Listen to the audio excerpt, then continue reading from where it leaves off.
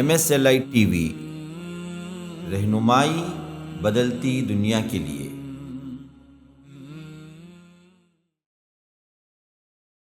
وقل جاء الحق وزهق الباطل إن الباطل كان زهوقا۔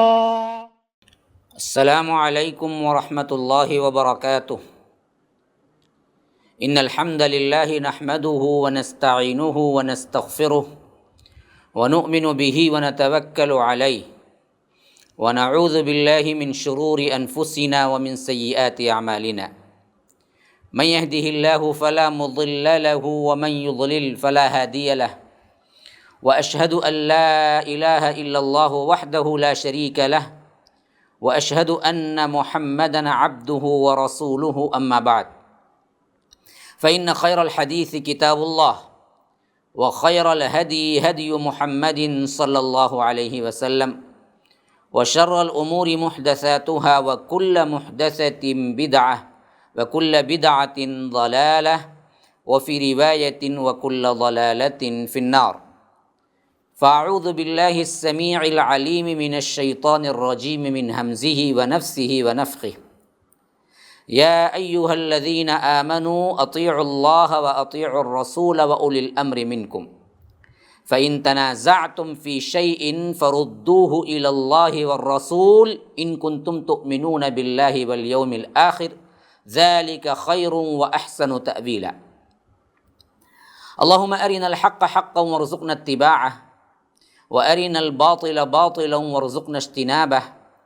اللہم علمنا ما ينفعنا وانفعنا بما علمتنا وارزقنا علما۔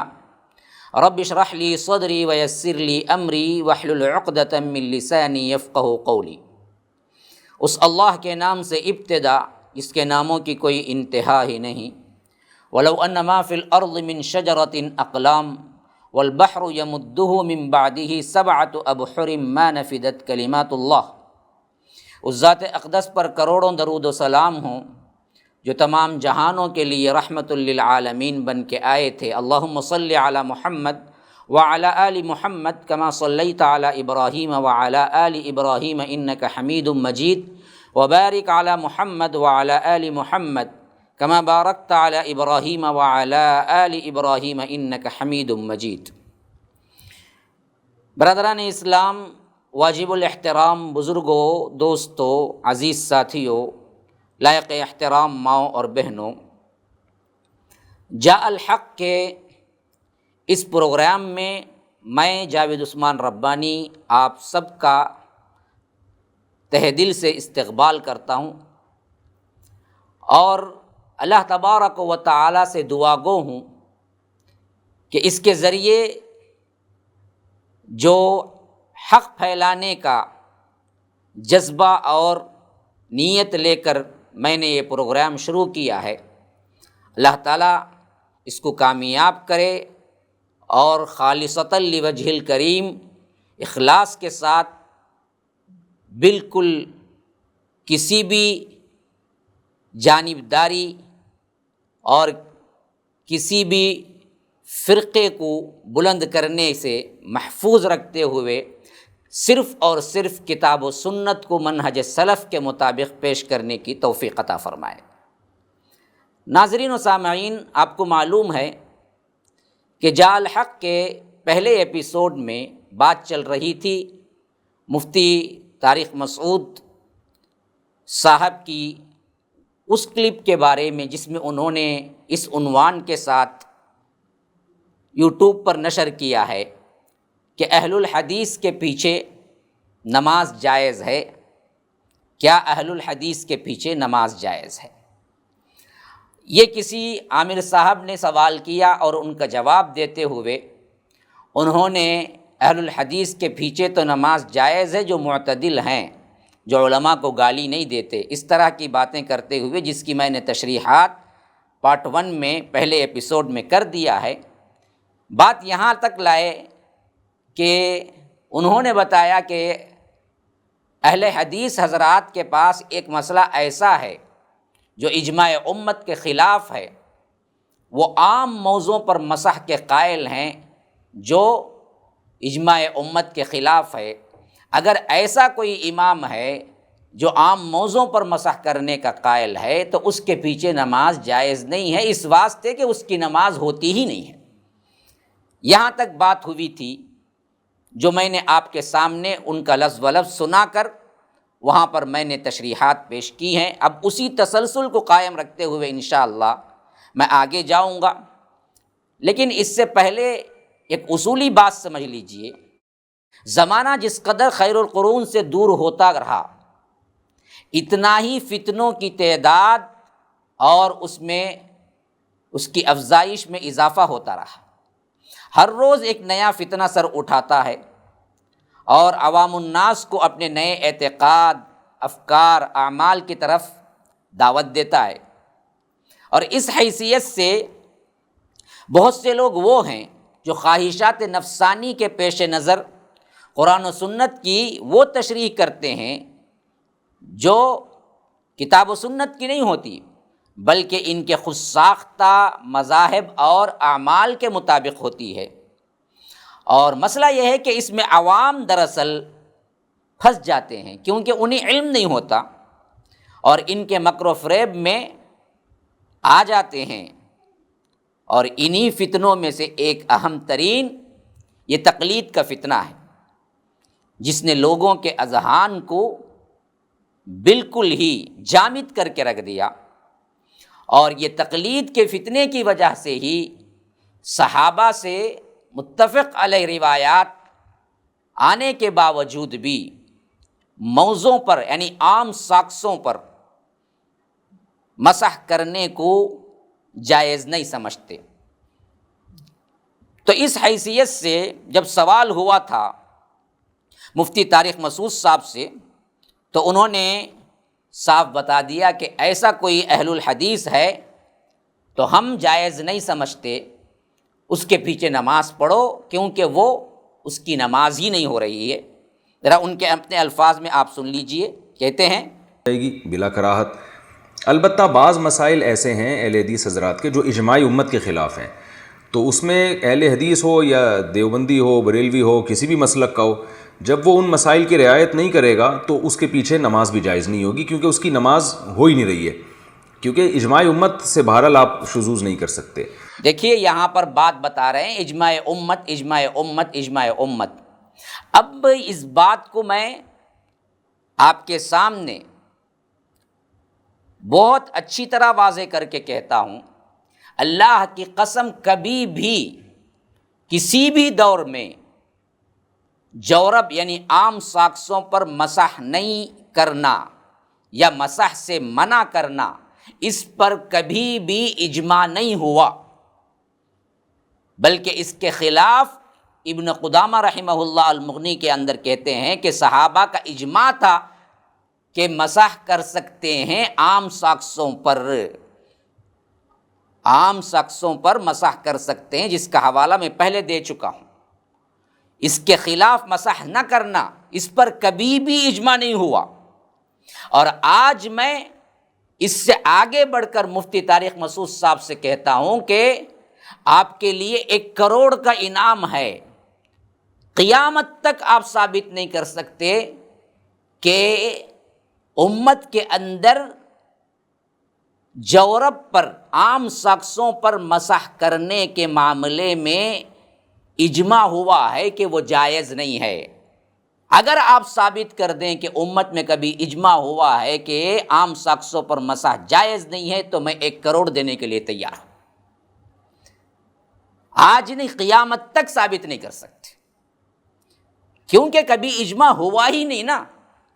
جو بات یہ کہتے ہیں 1 کروڑ کا انعام ہے مفتی طارق مسعود صاحب سے کہ وہ اس چیلنج کو لیں اور بتا دیں کبھی اجماع ہوا ہے، کسی بھی سند کے ساتھ صحیح کتاب کے اندر آپ بتا دیں کہ اجماع ہوا ہے جورب پر، عام ساکسوں پر مسح نہیں ہوتا، اس پر اجماع ہوا ہے۔ جو صاف یہاں پر کہہ رہے ہیں جب وہ ان مسائل کی رعایت نہیں کرے گا تو اس کے پیچھے نماز بھی جائز نہیں ہوگی، کیونکہ اس کی نماز ہو ہی نہیں رہی ہے، کیونکہ اجماع امت سے بہرحال آپ شذوذ نہیں کر سکتے۔ ہاں، یہ کہہ رہے ہیں کہ اجماع امت سے شذوذ نہیں کر سکتے، اجماع ہو چکا ہے، تو اگر اجماع ثابت کر دیں تو 1 کروڑ کا انعام ہے۔ تو آگے چلیے. تو انہی میں ایک مسئلہ ہے عام موزوں پر مسح کرنا. ہمارے اہل حدیث حضرات بعض دفعہ یہ کرتے ہیں کہ جو عام ساکس پہنے ہوئے ہوتے ہیں اس پر مسح کر کے آ جاتے ہیں. یہ چاروں ائمہ کے خلاف ہے. دیکھیے یہاں پر کہتے ہیں کہ چاروں ائمہ کے خلاف ہے کہ اہل حدیث حضرات عام ساکسوں پر مسح کر کے آ جاتے ہیں، حالانکہ اللہ کے رسول صلی اللہ علیہ وسلم کے صحابہ میں سے 13 صحابہ سے ثابت ہے. یہ بات میں پہلے بیان کر چکا ہوں. اور اس کے علاوہ ائمہ اربعہ میں امام احمد ابن حنبل بھی قائل ہیں کہ مسح جائز ہے، صرف وہ ڈائریکٹ حدیث مرفوع سے نہیں بلکہ وہ کہتے ہیں کہ صحابہ سے یہ ثابت ہے، اس واسطے اس میں بالکل بھی جائز ہے. حدیث میں یہاں تک بھی آیا ہے کہ اللہ کے رسول صلی اللہ علیہ وسلم کے صحابہ مجاہدین کی ایک جماعت جو اللہ کے رسول صلی اللہ علیہ وسلم نے انہیں بھیجا تھا، وہ پگڑیوں پر اور پاؤں کو گرم کرنے والی اشیاء یعنی جرابوں اور موزوں پر مسح کرتے تھے. یہ روایت بالکل صحیح ہے اور مستدرک حاکم کے اندر ہے.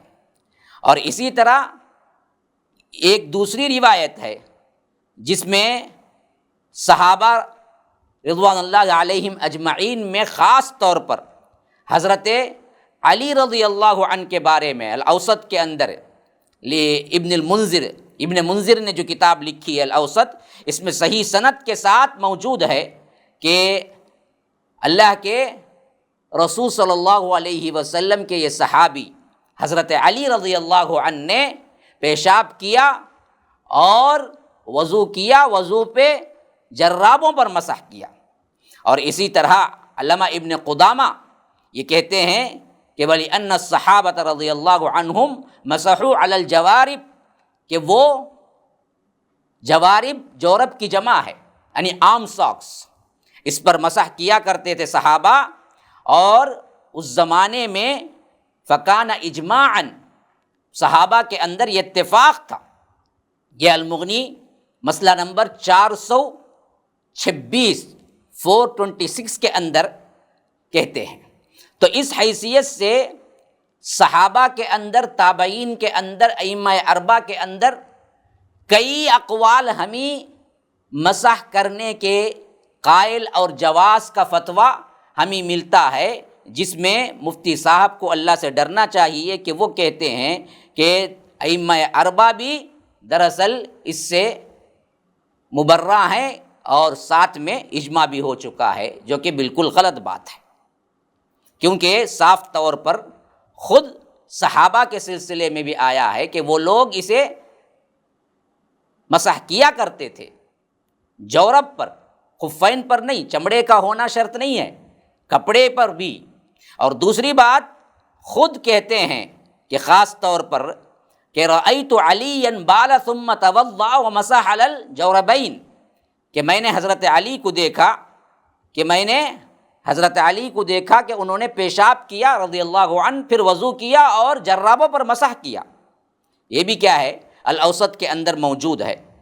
تو اس معاملے میں بالکل آپ واضح کر دیا میں نے آپ کے سامنے کہ جو روایتیں آئی ہیں یہ صحیح سند کے ساتھ آئی ہیں. اس میں جو دعویٰ انہوں نے کیا ہے کہ اجماع کا اور ائمہ اربعہ کے تمام ائمہ اس سے کیا ہے اجتناب کرتے تھے، ان دونوں کا یہ قول باطل ہے اور یہ کبھی ثابت نہیں کر سکتے. اب آگے دیکھیے کیا کہتے ہیں مفتی صاحب.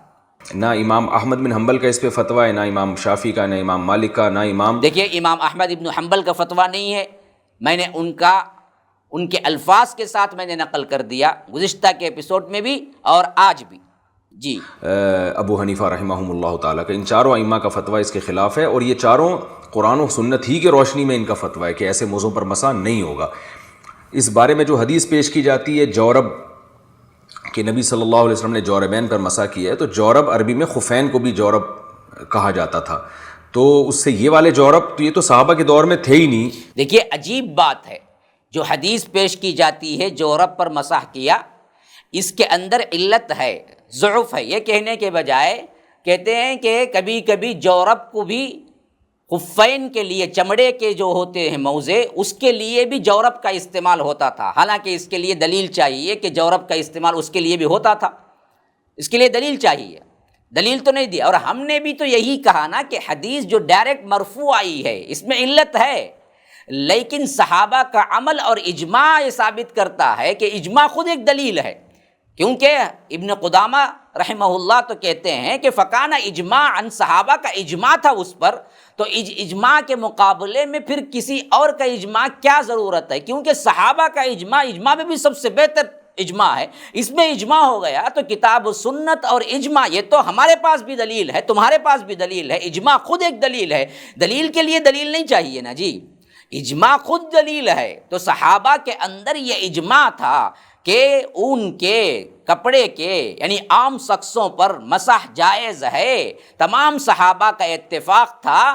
تو اب یہاں پر یہ کہنا کہ حدیث میں جو آیا ہے وہاں پر دراصل جورب کا معنی یہ ہے کہ خفین ہے، عام ساکس نہیں، چمڑے کے ساکس ہیں. تو پہلی بات مفتی صاحب کو سمجھنے میں شاید غلطی یہ ہوئی ہے کہ ہم کہتے ہیں کہ مرفوع حدیث جو آئی ہے اس سے جواز کا فتویٰ نہیں ہے، اس میں علت ہے. آپ یہ تعبیل کریں یا آ کر صحیح طور پر اس کو مان لیں کہ اس کے اندر ضعف ہے. مسئلہ یہ ہے کہ اصحاب رسول اللہ صلی اللہ علیہ وسلم سے جو عمل ثابت ہے، جو 13 صحابہ سے ثابت ہے، اور بعد میں آگے چل کر ابن قدامہ رحمہ اللہ کا جو قول ہے کہ پورے کے پورے صحابہ اس معاملے میں اجماع کی حیثیت رکھتے ہیں، تو یہ خود اب دلیل بن گئی کہ جورب پر اب معنی کا کوئی سوال نہیں ہے. جورب جو کہ عام ساکس ہیں، کپڑے کے ساکس ہیں، ان پر مسح کرنا جائز ہے. دلیل اجماع ہے، دلیل کتاب و سنت اور اجماع سب دلائل ہیں نا جی. اس میں دلیل اجماع ہے کہ صحابہ نے اس پر اتفاق کیا. کتنے صحابہ؟ 13 صحابہ. اس کے علاوہ مصنف ابن ابی شیبہ کے اندر کئی اور صحابہ سے بھی منقول ہے، جیسا کہ جرابوں پر مسح کرتے تھے عقبہ بن عمرو. دیکھیے مصنف ابن ابی شیبہ کے اندر یہ روایت آئی ہے جس کی سند صحیح ہے.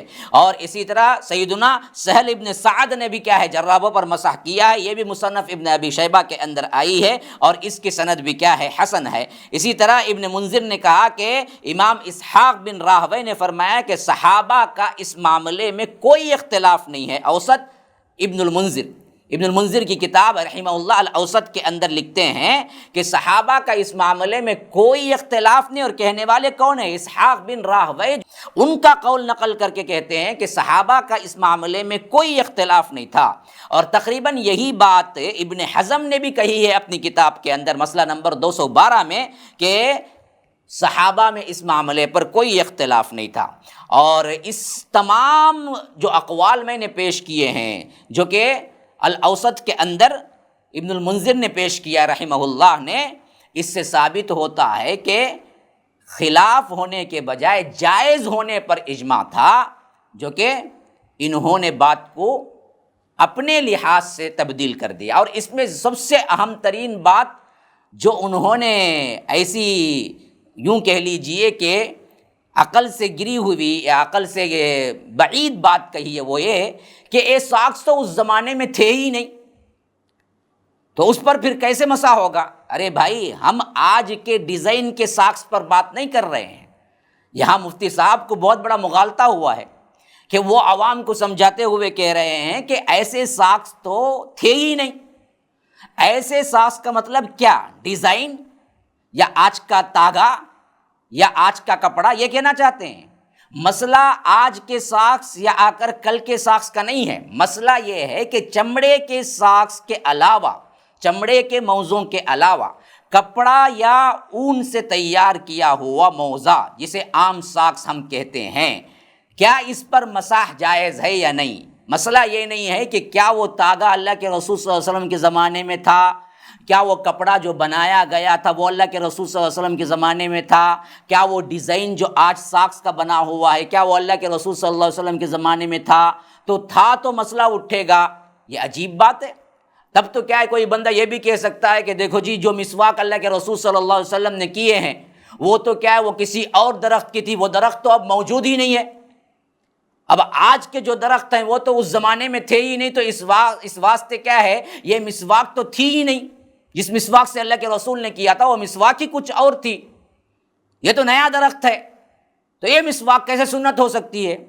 تو آپ اس کو پاگل نہیں کہیں گے. سوال یہ ہے کہ مسواک سنت ہے یا نہیں ہے، بس یہی چیز ہے کہ کپڑا یا موضوع کیا بھی اسٹیچنگ ہو، کیسا بھی ڈیزائن ہو، اس کا مسئلہ ہی نہیں ہے۔ ہاں آج کیسے ڈیزائن کے ساکس نہیں تھے، لیکن کچھ نہ کچھ کپڑے سے بنا کر پاؤں پر پہنے جاتے تھے نا، اسے موضوع ہم یہ جرابین یا آ کر موزہ کہہ سکتے ہیں، جو خفین نہیں ہیں، جو چمڑے کے نہیں ہیں۔ یہ تو تھے نا اللہ کے رسول صلی اللہ علیہ وسلم کے زمانے میں، صحابہ کے زمانے میں تھے نا، تبھی تو نام آیا جورب، ورنہ تو اگر یہ تھے ہی نہیں تو پھر کیا ہے، جورب آتا ہی نہیں۔ خفین تو چمڑے کے تھے، اس معاملے میں تو کیا اختلاف ہی نہیں ہے ان کا بھی کہ چمڑے سے پہن لو، چمڑے کے ساکس اور موزے یہ تو جائز ہیں۔ یہاں مسئلہ تھا کپڑے کے۔ اب یہ کہنا کہ یہ موزے یعنی عام ساکس اللہ کے رسول صلی اللہ علیہ وسلم کے زمانے میں تھے ہی نہیں، تو بالکل کیا ہے، عقل سے بعیض بات ہے کہ یہاں اللہ کے رسول صلی اللہ علیہ وسلم کے زمانے میں تھے یا اللہ کے رسول صلی اللہ علیہ وسلم کے زمانے میں نہیں تھے کا سوال نہیں ہے۔ کپڑا یا اون اس کا ساکس بنا کر جو عام آج ساکس ہیں، کیا ان پر مسح کرنا جائز ہے؟ اگر وہ حالت طہارت میں، حالت وضو میں پہن لیا جائے تو جائز ہے، تو جائز ہے۔ اس کے لیے یہ کہنا کہ یہ زمانے میں اللہ کے رسول صلی اللہ علیہ وسلم کے ساکس تھے ہی نہیں، تو بالکل عقل سے بعید کوری بات ہے، یہ بالکل بے وقوفانہ بات ہے کہ ثابت ہو گیا کپڑے کے جائز سے، آج جو بھی ڈیزائن ہو جائے گا اس سے کوئی فرق نہیں پڑتا، لیکن کپڑے کے ہیں تو بس یہ کافی ہے۔ تو یہاں پر یہ کہنا مفتی صاحب کا، اللہ تعالیٰ کا ان چار دیکھیے مفتی صاحب کیا کہہ رہے ہیں، قرآن و سنت ہی کے روشنی میں ان کا فتویٰ ہے کہ ایسے موضوع پر مسح نہیں ہوگا۔ اس بارے میں جو حدیث پیش کی جاتی ہے جورب کہ نبی صلی اللہ علیہ وسلم نے جوربین پر مسح کیا ہے، تو جورب عربی میں خفین کو بھی جورب کہا جاتا تھا، تو اس سے یہ والے جورب تو یہ تو صحابہ کے دور میں تھے ہی نہیں۔ دیکھیے یہ والے جورب اور صحابہ کے دور میں تھے ہی نہیں، تو یاد رکھیے صحابہ کے دور میں، اللہ کے رسول صلی اللہ علیہ وسلم کے دور میں جورب تھے، لیکن اس ڈیزائن کے نہیں تھے، لیکن تھے کپڑے کے۔ اب کپڑے میں جو بھی سلایا جائے وہ جورب ہی کہلائیں گے آج بھی، اور اس پر صحابہ سے اجماع ہے۔ تو آگے چل کر دیکھیے مفتی صاحب کیا کہتے ہیں۔ جواز کہاں سے نکال لیا ہے؟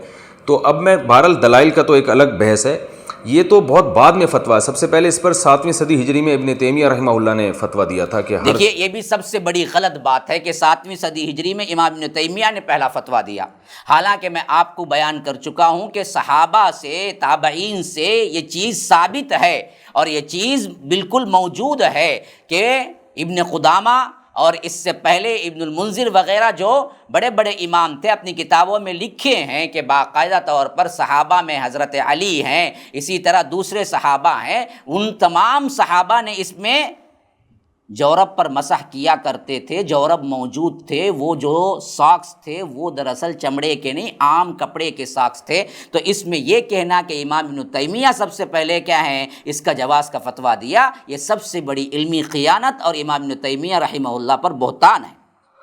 مسح جائز ہے تو امت نے اس فتوے کو ریجیکٹ کر دیا تھا، نہیں، اور امت نے اس فتوے کو ریجیکٹ کر دیا۔ سب اپنی بات کرتے جا رہے ہیں، کوئی دلیل نہیں ہے، کوئی صحیح بات نہیں ہے، کوئی حوالہ نہیں ہے، اسے مفتی کہتے ہیں، حوالے سے بات ہونا جی۔ اس کے بعد پھر ہمارے جو سعودی عرب میں بعض سلفی حضرات ہیں ان کی طرف سے یہ فتویٰ آیا۔ دیکھیے اب یہاں پر پھر بات کا رخ ہی بالکل بدل دیا کہ 7ویں صدی میں ابن تیمیہ کے بعد گویا کہ کسی نے اس مسئلے پر گفتگو نہیں کی، بعد میں سعودیہ میں ابن عثیمین وغیرہ نے گفتگو کی۔ اللہ اکبر، کتنی بڑی علمی خیانت ہے میرے بھائیوں کہ 7 صدی کے بعد سے لے کر پھر 14ویں صدی تک کسی نے اس پر گفتگو نہیں کی، اور ادھر گفتگو کرنے والے سیدھے سیدھے پھر سعودی سلفی علماء یا ابن عثیمین رحمہ اللہ وغیرہ ہیں۔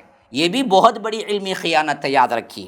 آئیے اب دیکھتے ہیں کہ مفتی صاحب حکومتی سطح پہ بڑی اونچی پوسٹوں پر تھے تو ان کا فتویٰ دنیا میں پھیل گیا، لیکن بڑے بڑے محدثین کا یہ فتویٰ نہیں ہے۔ امام احمد ابن حنبل تو امام بخاری کے استاذ ہیں، وہ تو حدیثوں کو ہم آج کے لوگوں سے دیکھیے یہاں پر یہ بات بھی پھر لا رہے ہیں دوبارہ کہ امام احمد ابن حنبل کا فتویٰ نہیں ہے، جبکہ میں نے آپ کو ثابت کر دیا کہ امام ابن حنبل اس کو جائز سمجھتے تھے، امام بخاری کے استاد ہیں واقعتاً، لیکن یہ بات صحیح نہیں ہے۔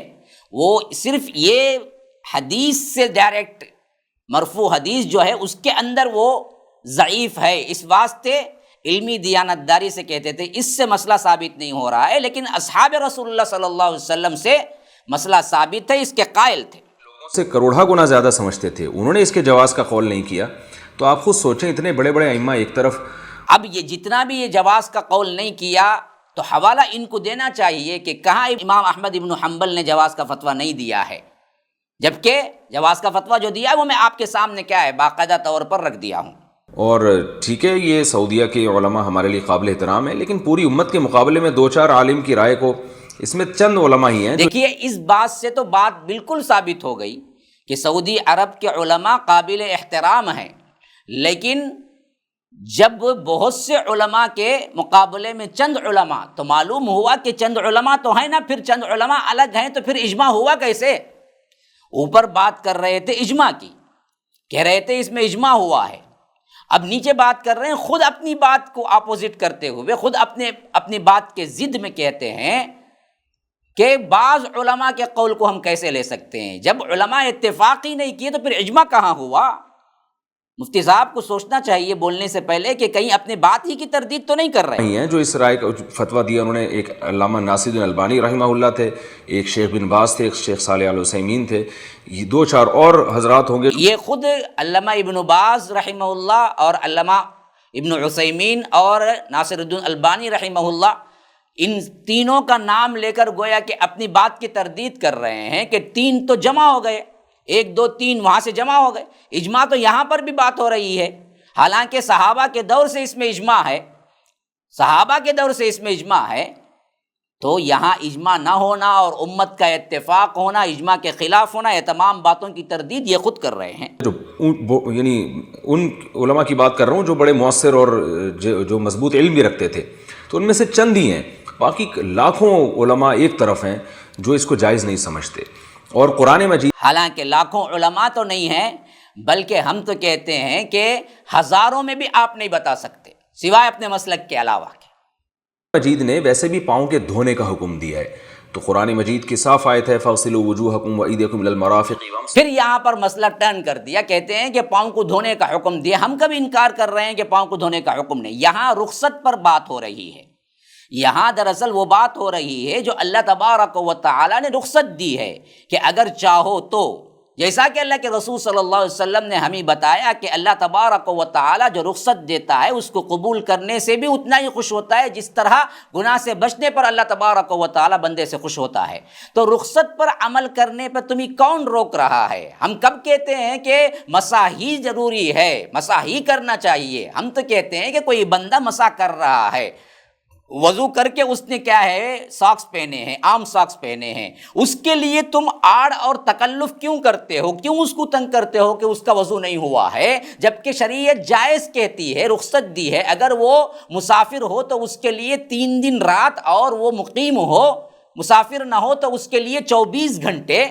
یہ دراصل اللہ کے رسول صلی اللہ علیہ وسلم سے صاف احادیث آئے ہیں، تو یہ چیز جو کہ اللہ کے رسول صلی اللہ علیہ وسلم نے صاف بتایا کہ رخصت پر عمل کرنا جائز نہیں بلکہ اللہ کو محبوب ہے، تو اس سے کیوں روکتے ہو؟ مسئلہ یہ نہیں ہے کہ پاؤں کا دھونا افضل ہے یا مسح کرنا، مسئلہ یہ ہے کہ مسح نہ کرنا جائز نہیں ہے کہنے کا آپ کو اختیار کس نے دیا؟ وَامْسَحُوا بِرُؤُوسِكُمْ وَأَرْجُلَكُمْ إِلَى الْكَعْبَيْنِ، تو ارجلا کا عطف صاف طور پر وجوہکم پر عطف ہو رہا ہے، یعنی اس کی بھی دھونے کا حکم ہے۔ ہاں ہم دھونے کو مانتے ہیں، لیکن جواز کا جو حکم ہے اس کو تبدیل کرنے کا کسی کو اختیار نہیں ہے مفتی صاحب، یہ بھی یاد رکھیے۔ اب آگے سنیے، تو قرآن کے حکم سے آپ روگردانی نہیں کر سکتے جب تک کہ کوئی مضبوط دلیل نہ ہو۔ تو مضبوط دلیل دیکھیے اب دراصل تمام صحابہ پر یہ دراصل الزام ہو گیا، گویا کہ جنہوں نے مسح کیا ہے جورب پر، اور جسے ابن قدامہ رحمہ اللہ نے اجماع کے لفظ سے تعبیر کیا ہے، جسے بعد میں آنے والے امام احمد نے کہا ہے رحمہ اللہ، اور اس کے بعد کئی صحابہ نے کہا ہے، جیسا کہ مصنف ابن ابی شیبہ کے اندر یہ روایت موجود ہے جس میں کہتے ہیں کہ ابراہیم نخعی جو ہیں وہ خود بھی جرابوں پر مسح کرتے تھے، اور یہی قول احمد ابن حنبل کا مذہب ہے، اور اسے ہی ابن المنذر نے عطا سے اور سعید ابن المسیب سے، ابراہیم نخعی سے، سعید ابن جبیر سے، الاعمش سے، سفیان ثوری سے، حسن بن صالح سے، ابن المبارک سے، زفر بن حذیل سے، اسحاق بن راہوے سے نقل کیا ہے۔ یہ تمام کے تمام قائل ہیں اور مسح کرنے کے لحاظ سے اپنے اپنے قول سے دلائل ہیں، اور یہ تمام چیزیں نقل کر رہے ہیں۔ خاص کر مصنف ابن ابی شیبہ کے اندر ان تمام کے سلسلے میں یہ بات آئی ہے۔ خفین کے بارے میں تو ہے، جو چمڑے کے موزے یا اس جیسے موزے،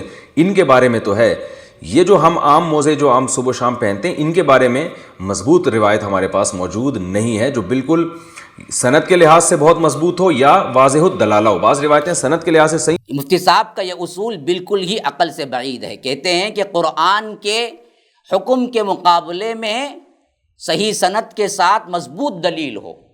ارے اللہ کے رسول صلی اللہ علیہ وسلم شارح ہیں، اور اصحاب رسول اللہ صلی اللہ علیہ وسلم نے ڈائریکٹ شریعت کو انہی سے پڑھا ہے اور اس پر اجماع ہو چکا ہے، تو اس سے بڑی مضبوط دلیل کیا ہو سکتی ہے؟ روایتیں سند کے لحاظ سے صحیح ہیں لیکن مفہوم کے لحاظ سے بالکل واضح نہیں ہیں، ان کے دونوں مفہوم نکلتے ہیں۔ تو آپ قرآن کے حکم کو، جس میں پاؤں دھونے کا حکم ہے، ایک ایسی کمزور بات پر کیسے چھوڑ سکتے ہیں؟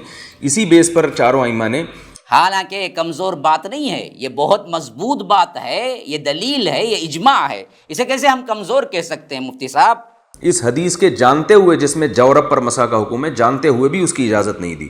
اس لیے نماز کا مسئلہ بہت احتیاط پر مبنی ہے۔ اس لیے اگر کسی کے بارے میں آپ کو پہلے سے پتہ ہے، چاہے کوئی بھی ہو، اس نے عام موضوع پر مسح کر کے نماز پڑھائی ہے، تو آپ اس کے پیچھے نماز نہیں پڑھیں۔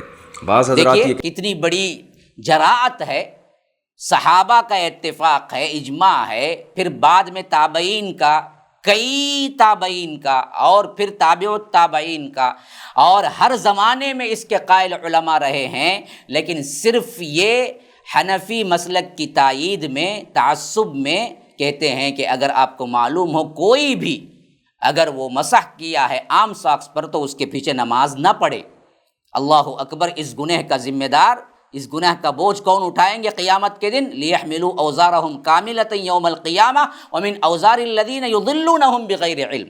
یہ اپنے گناہ کا بھی بوجھ اٹھائیں گے، اور ساتھ ساتھ یہ فتوے جہاں جہاں پہنچ کر لوگوں نے کیا کیا، ان کی پیروی کی، ان سب کے گناہ کا بھی بوجھ اٹھائیں گے۔ بعض حضرات یہ کہتے ہیں اس سے امت میں اختلاف پیدا ہوگا، ایک اس کے پیچھے نماز پڑھو، اس کے پیچھے نہیں پڑھو۔ اب یہاں پر بات خود کہہ رہے ہیں کہ یہ ایسا کہنے سے تو امت میں اختلاف ہوگا، پھر بعد میں خود کہتے ہیں کہ اس اختلاف کو ہم رفع کریں گے۔ ہم نہیں اختلاف کر رہے ہیں، آپ ہمیشہ کیا ہے، موزے پہن لینا چمڑے کے، اختلاف ختم ہو جائے گا۔ تو یاد رکھیے، یہاں پر جب رخصت ہے چمڑے کے بھی، کپڑے کے بھی موزے پہننے کا، اب اس رخصت کو آپ دراصل تخصیص کریں نہیں چمڑے کے ہی پہننا ہے، تو اختلاف کون کر رہا ہے؟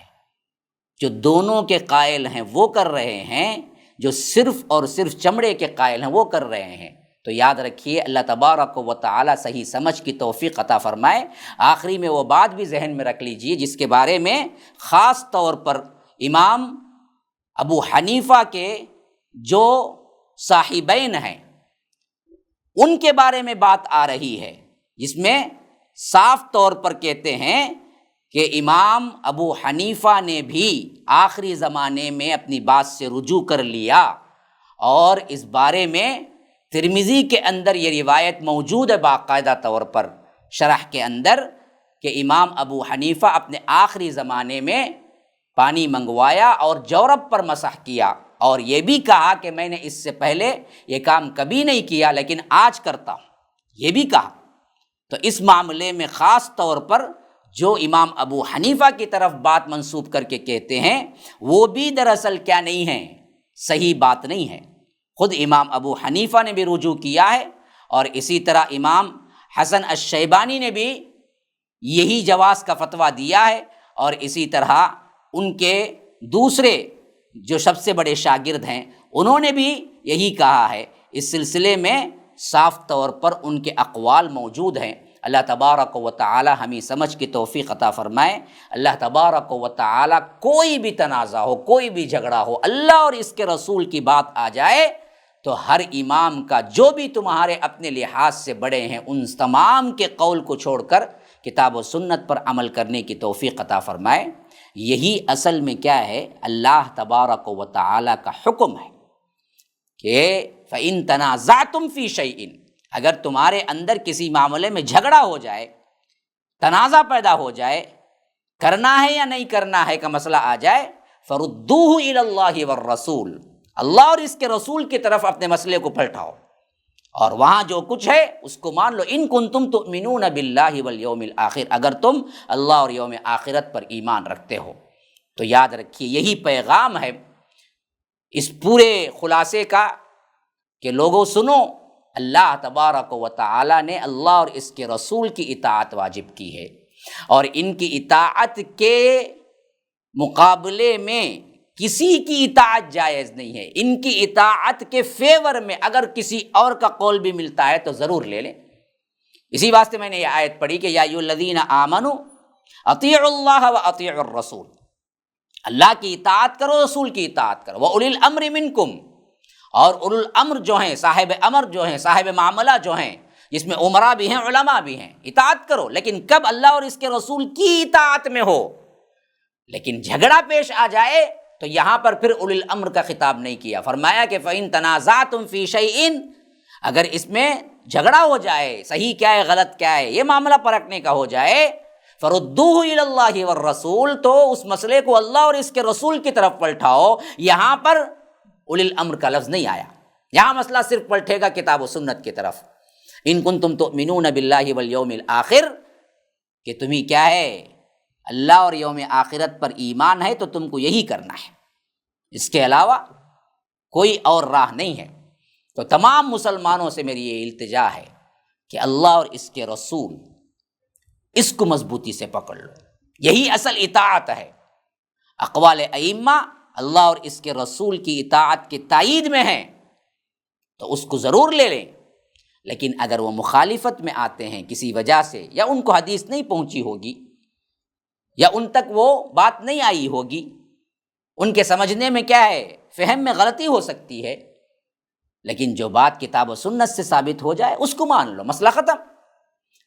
خواہ ان کی بات کو توڑ مروڑ کے کتاب و سنت کے مطابق پیش کر کے یہ دعویٰ کرنا کہ یہی بات کتاب و سنت سے ہے، یہ بہت بڑی علمی خیانت بھی ہے اور بہت برا قسم کا تعصب بھی ہے۔ اللہ تبارک و تعالی اس سے محفوظ رکھے۔